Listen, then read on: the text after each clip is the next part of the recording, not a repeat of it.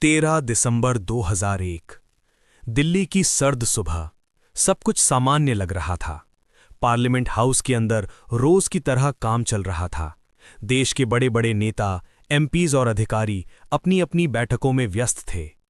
लेकिन तभी अचानक एक ऐसी आवाज गूंजी जिसने पूरे माहौल को हिलाकर रख दिया। गोलियों की आवाज। एक सफेद एम्बेसडर कार तेजी से पार्लियामेंट गेट की तरफ बढ़ रही थी। देखने में वो एक ऑफिशियल गवर्नमेंट व्हीकल जैसी लग रही थी।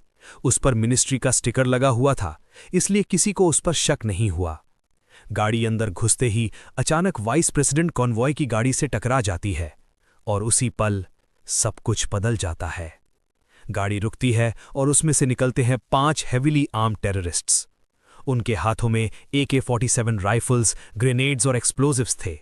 उनका इरादा साफ था, पार्लियामेंट बिल्डिंग के अंदर घुसकर देश के टॉप लीडरशिप को टारगेट करना।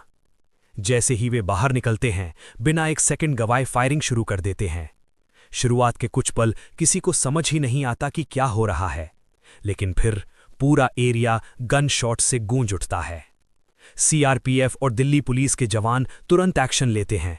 बिना अपनी जान की परवाह किए वे टेररिस्ट्स का सामना करते हैं। आतंकवादी तेजी से पार्लियामेंट बिल्डिंग की ओर बढ़ने की कोशिश कर रहे थे। अगर वे अंदर पहुंच जाते तो एक ही जगह पर देश के कई टॉप लीडर्स मौजूद होते और सिचुएशन बेहद खतरनाक हो सकती थी। इसी बीच CRPF की कांस्टेबल कमलेश कुमारी को गाड़ी पर शक होता है। वे तुरंत अलर्ट रेस करती हैं। उनकी इस सतर्कता की वजह से सिक्योरिटी फोर्सेस तुरंत एक्टिव हो जाते हैं। दिल्ली पुलिस के जवान बिना पीछे हटे टेररिस्ट से भिड़ जाते हैं। वे किसी भी कीमत पर उन्हें पार्लियामेंट के अंदर जाने से रोकना चाहते थे। करीब 30 से 45 मिनट तक चली इस एनकाउंटर में लगातार फायरिंग होती रही। आखिरकार सभी 5 टेररिस्ट्स को न्यूट्रलाइज कर दिया जाता है। लेकिन इस दौरान कई बहादुर जवान और स्टाफ मेंबर्स अपनी जान गंवा देते हैं। उन अटैकर्स के पास से AK-47 राइफल्स, ग्रेनेड्स, एक्सप्लोजिव्स और फेक आईडीज बरामद होते हैं। इतना एम्यूनेशन था कि वे लंबे समय तक सीज क्रिएट कर सकते थे। इन्वेस्टिगेशन में सामने आया कि इस अटैक के पीछे पाकिस्तान बेस्ड टेररिस्ट ऑर्गेनाइजेशंस का हाथ था।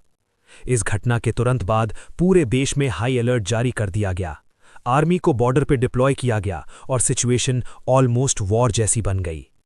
अगर उस दिन टेररिस्ट्स अपने मिशन में सक्सेसफुल हो जाते तो देश के टॉप लीडर्स को भारी नुकसान हो सकता था और देश एक बड़े नेशनल क्राइसिस में फंस सकता था। लेकिन ऐसा नहीं हुआ। कुछ बहादुर लोगों की हिम्मत और सही समय पर लिए गए डिसीजंस ने इस अटैक को वहीं रोक दिया। 13 दिसंबर 2001। ये सिर्फ एक तारीख नहीं है, ये वो दिन है जब कुछ मिनटों और कुछ लोगों ने मिलकर पूरे देश को बचाया।